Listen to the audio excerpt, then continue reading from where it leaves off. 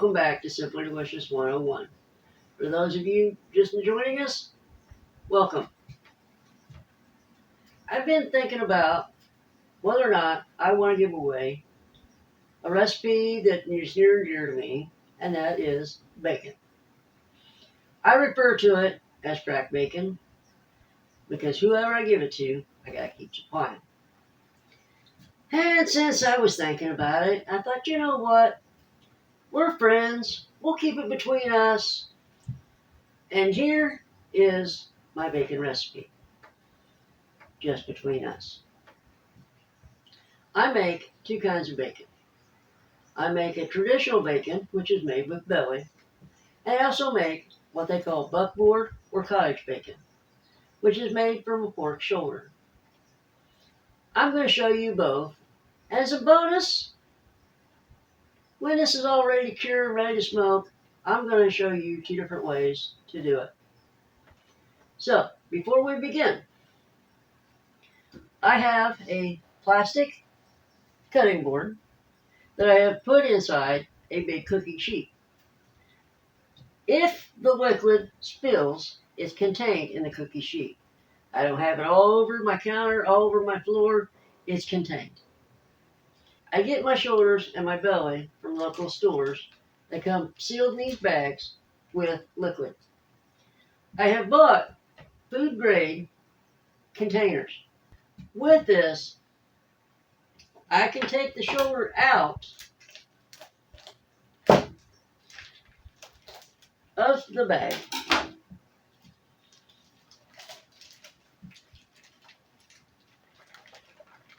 and all that liquid is contained in that tub. And then I'm not dripping liquid everywhere with the possibility of salmonella getting spread everywhere. So I'm going to clean this up and I'm going to dry off my shoulder. When I come back, I'll show you how to debone and get ready to cure. Okay, now that I've got my shoulder dried, my mess cleaned up, you'll notice the pork shoulder has a bone. Now, if you have a butcher that can take this bone out, saves you a lot of time and energy. I already just do it myself and I don't worry about it. But you want to use a boning knife. It's flexible and it's made to get around bone. So you're just going to cut around this bone and follow it all the way around. Now, pork shoulder bone is very unique, and this takes a lot of practice.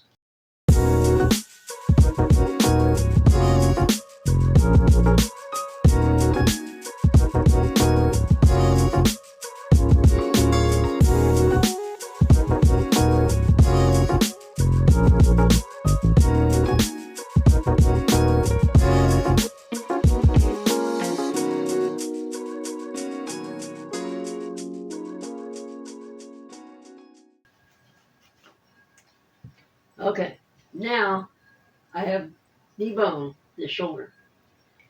I got something special planned for this, and that'll come up later.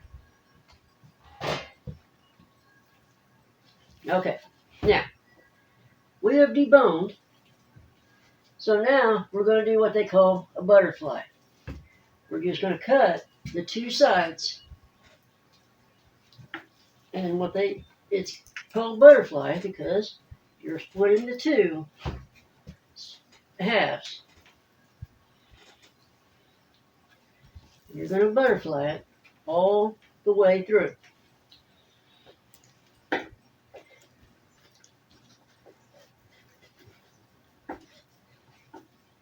And now you have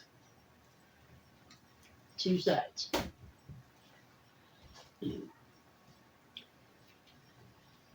Now,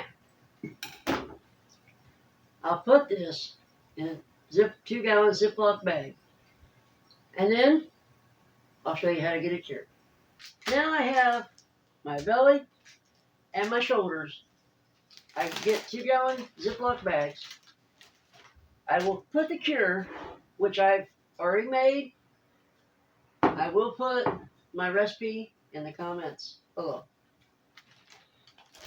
But essentially, you want to take your rub and put it front and back.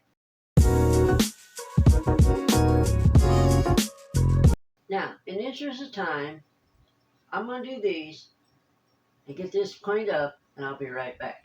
Now, when you clean up, use at least a 10% solution of bleach to water. You can either do that or use sanitary wipes. But you want to make sure you do not have any bacteria and or salmonella from your meat. I will put these in the fridge for 5 to 7 days. Every day, I will flip them over. And then we'll come back here and we'll continue, and I'll show you what I did. Okay, it's been 5 days. This seems like it's several days to me, but in video editing, it was a second.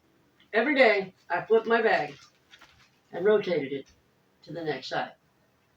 What went on as a dry rub has pulled moisture from the meat so that the salt could penetrate into the meat, and thus creating a cure.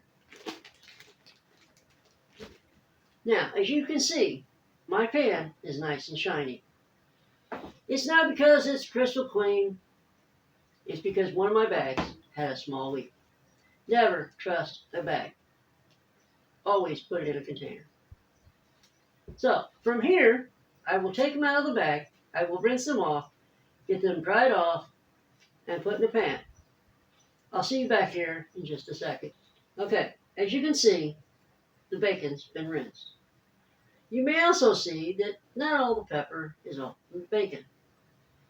That's okay. That's just going to add flavor to your cracked bacon. The rinse is to get most of the pepper and the salt off the meat. I then pat it dry with paper towel. And yes, I know what you're thinking. I do go through a lot of paper towel.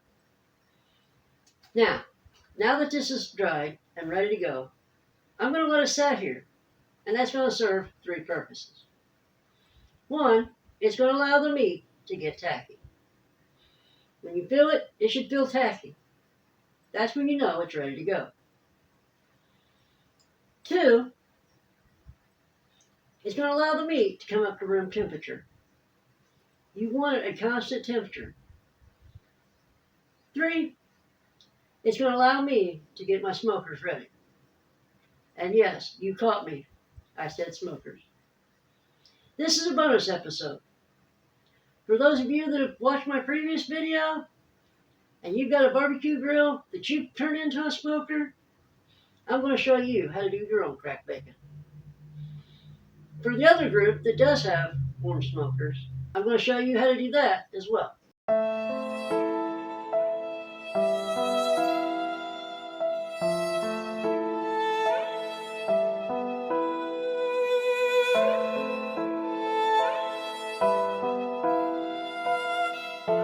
For those of you cold smoking, just like I did in the previous video, I have lit my smoking tube. I've got it smoking. Get the buttoned up. I've already placed the meat inside. It's tacky and it's room temperature. And yes, you're right. I'm not using my smoker. I'm using the original smoker I started with. I use it every now and again. I still like to use it, but now a lot of times I do it on a bigger scale, so I have to use my grill.